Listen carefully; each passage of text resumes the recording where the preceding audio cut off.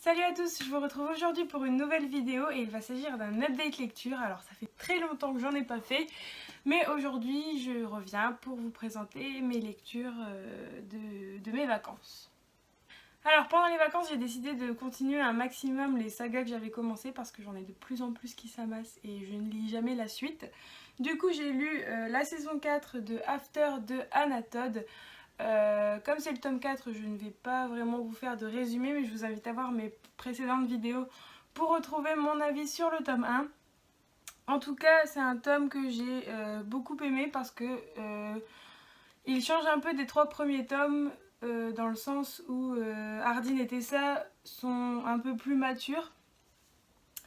Ils ne passent pas leur temps à se disputer et se réconcilier 2 heures après. On va dire que les disputes et les propos qu'ils ont un peu plus de profondeur. En plus, je trouve que le style de l'auteur, au fur et à mesure des tomes, s'améliore. Puisque on retrouve beaucoup de références à des auteurs comme Hemingway ou Jane Austen et son style ressemble beaucoup à ces auteurs et c'est ce que j'ai beaucoup aimé dans ce tome. De même pour la saison 5 que j'ai lu également, donc comme ça j'ai fini la saga After.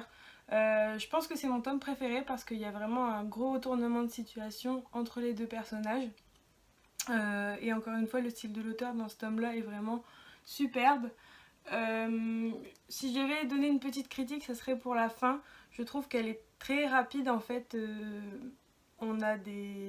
L'auteur ne développe pas assez, je trouve, la façon dont les deux personnages terminent leur vie. Après, je peux comprendre qu'elle l'ait fait de cette manière, sinon il y aurait pu avoir 20 tomes à After. Donc au final, c'est pas si mal que ça, mais je trouve que ouais, j'aurais aimé un petit peu plus de développement. Mais After, ça reste une très bonne série pour moi. Je sais qu'elle est critiquée par beaucoup de monde, mais franchement, je trouve que l'histoire est bien travaillée. Et en plus, il paraît que cette saga va être adaptée au cinéma. Donc ce qui prouve bien quand même que c'est un phénomène mondialement reconnu. Ensuite, j'ai lu le tome 3 de The Mortal Instrument, donc La Cité de Verre de Cassandra Clare. J'avais lu les 2 premiers tomes de The Mortal Instrument il y a très longtemps. Je crois que je devais être en seconde ou en première. Et j'avais pas du tout accroché. Donc j'avais déjà acheté le tome 3, il était déjà dans ma bibliothèque, mais je ne voulais pas le lire. Et cet été, je me suis dit que j'allais réessayer. Et bizarrement, j'ai adoré ce tome 3. Les 2 premiers tomes, j'ai trouvé très longs. Je trouvais qu'il n'y avait pas beaucoup d'action, qu'on se perdait un peu dans l'histoire et qu'il n'y avait rien de très pertinent. Mais vraiment avec ce tome 3 j'ai été très surprise parce que l'histoire prend vraiment un gros turnover. Clary se rend dans la cité des marcheurs d'ombre. Donc également je vous invite à regarder ma chronique sur le premier tome dans mes vidéos précédentes. Et voilà, c'est vraiment une très bonne surprise et du coup j'ai vraiment très hâte de lire la suite.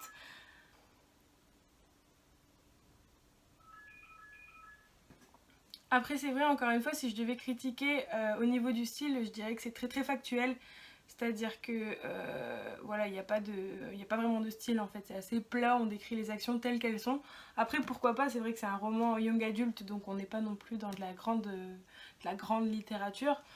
Et le deuxième point, ça c'est plutôt personnel, c'est que l'histoire est écrite à la 3e personne du singulier et j'ai toujours du mal avec ce genre de livre. Avec Harry Potter, ça m'a fait la même chose, je préfère les livres qui sont écrits à la première personne. Mais bon, en tout cas, si jamais, comme moi, vous avez commencé la saga The Mortal Instrument et que vous n'avez pas adhéré au début, je vous invite vraiment à persévérer parce que j'ai été vraiment happée par ce tome-ci.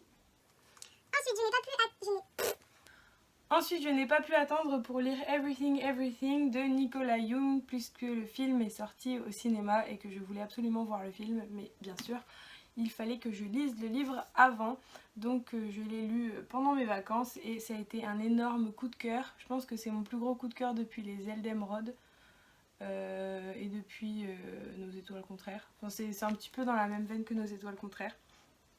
Donc dans ce livre, on va suivre l'histoire de Madeleine, qui est une fille de 18 ans qui a la maladie de l'enfant bulle, c'est-à-dire qu'elle est allergique à peu près tout et donc elle doit vivre enfermée dans sa maison et chaque chose qui entre ou sort de sa maison est stérilisée pendant des heures pour être sûre qu'elle ne soit pas contaminée. Donc elle vit seule chez elle avec sa mère et son infirmière Carla qui qui vient s'occuper d'elle du matin au soir. C'est une vie qui ne la dérange pas plus que ça puisqu'elle a beaucoup d'occupations, elle adore lire, elle suit des cours à distance d'architecture et elle est très très proche de sa mère. Mais un beau jour, par la fenêtre, elle va voir que elle va avoir des nouveaux voisins.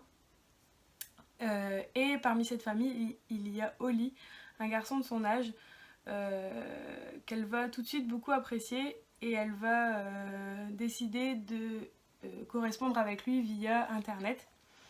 Et donc plus les mois vont passer, plus ils vont correspondre et va venir la question fatidique. Forcément, ils vont de plus en plus s'apprécier et ils vont avoir envie de se voir pour de vrai. Mais comment vont-ils faire? Est-ce que Madeleine va prendre le risque de sortir de chez elle pour le voir? Ou est-ce qu'ils vont continuer ad vitam aeternam à s'écrire via internet? Vous le découvrirez en lisant ce livre. Donc ça a été vraiment un gros coup de cœur. J'ai eu un peu peur parce que je trouve qu'on a été beaucoup blindé de livres sur les maladies depuis Nos étoiles contraires et que ça commençait à être toujours les mêmes histoires, j'en avais un petit peu marre. Et là je trouve que l'auteur a vraiment su faire de ce livre un livre unique. Tout d'abord il y a dans ce livre des illustrations et aussi des tableaux parfois. Alors il faut que je retrouve la page. Voilà. Si vous voyez bien, des reflets. Et c'est quelque chose que j'ai beaucoup apprécié, je trouve que ça apporte une touche au livre. C'est qu'on a vraiment les notes de Madeleine, ce qu'elle écrit, elle fait des chroniques pour les livres qu'elle lit, elle fait des dessins pour ses travaux d'architecture et tout est rassemblé dans ce livre. Ce que j'ai aimé par-dessus tout, c'est vraiment le turnover à la fin. Je ne m'y attendais absolument pas. Quand je lisais les dernières pages, j'étais la bouche grande ouverte parce que franchement je ne m'attendais pas du tout à cette fin et je vous conseille vraiment de lire le livre et surtout avant de voir le film parce que le film m'a un petit peu déçue. Je trouve qu'on ne ressent pas la même profondeur qu'en lisant le bouquin. Donc ensuite j'ai lu la bande dessinée Skydoll, le tome 1 La Ville Jaune de Barbucci et Canepa. Donc j'ai voulu acheter cette bande dessinée parce que Barbucci c'est également l'auteur de la BD Echo dont je vous parle approximativement à chacune de mes vidéos.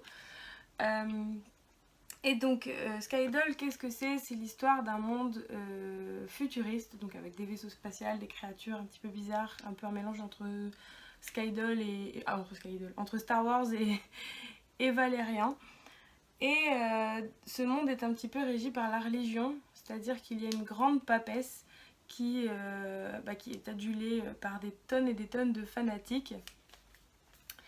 Et dans ce monde, on va suivre l'histoire de cette petite poupée robot qui travaille, qui est esclave dans une laverie au début de la BD et qui va s'enfuir en se cachant dans un des vaisseaux spatials qu'elle va laver avec les autres esclaves. Et elle va se retrouver en compagnie de deux hommes qui sont en mission. Et en suivant un petit peu son histoire, on va voir qu'elle est intimement liée avec la sœur de la papesse actuelle. On ne comprend pas très bien pourquoi, c'est vraiment un tome de mise en situation de l'espace-temps, on va dire, de cette BD. Donc j'ai très hâte de découvrir la suite parce que j'avoue que j'étais un petit peu confuse à la fin de celui-ci parce qu'on n'en apprend pas des masses. C'est vraiment la mise en place du cadre de l'histoire. En tout cas, j'ai vraiment adoré les illustrations. Voilà.